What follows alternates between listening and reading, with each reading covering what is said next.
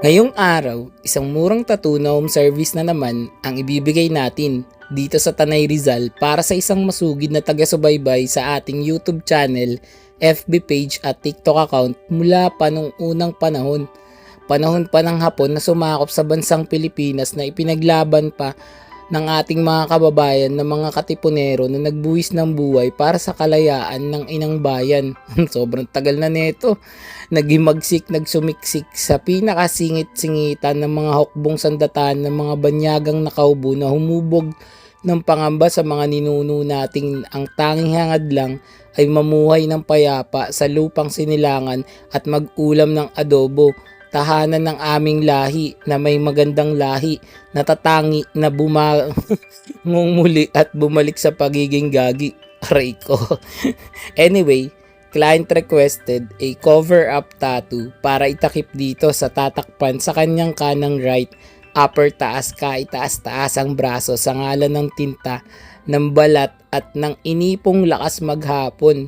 Magdamag kahapon, natulog ng 24 oras para sa beauty rest, uminom ng isang balding tubig para sa tunay na lakas gaya ng sa cobra, kumain ng bahay kubo na makikita sa gulay.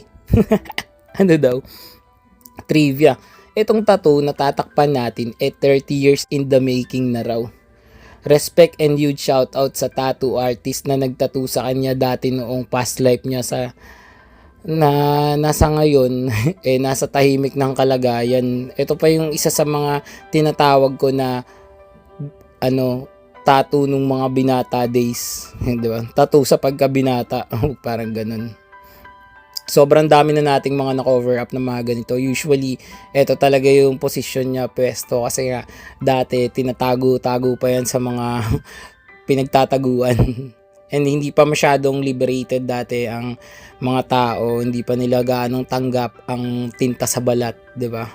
Pero ngayon, kita niyo naman palakihan na. Nagulat nga tong si Bossing kasi actually ang nasa isip niya daw tatakpan lang. So kung sabihin na natin ganito kalaki yung tattoo niya, akala niya madadagdagan lang ng kaunti para matakpan. And nung nakita ko, sabi ko, boss, ganito gawin natin, mas lakihan na natin, sulitin na natin yung bayad mo para mas maangas, sabi ko nga And dahil sa palag-palag tayo sa mga ganitong nature trip, kung napapansin nyo nga dito kasi nasa cottage lang kami nagtatattoo kasi yung harapan namin ilog na, and kilala nyo naman ang Tanay, kilalang kilala yan pagdating sa ilog.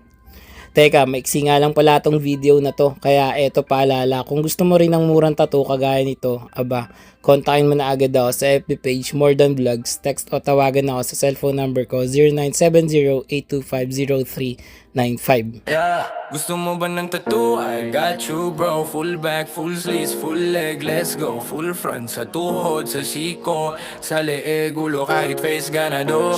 Support local, proud Pinoy artist. Murang tattoo pero maangas, legit. Daw ang pinaghirapan, buyat bawat beat. Baguhan pero may diskarte, hindi cheap. Line, shading, harmony, flow, texture, contrast, light and shadow. Design na malupit, ako bahala sa'yo. Sa studio man home service, let's roll. Pwedeng umaray pero bawal gumalaw.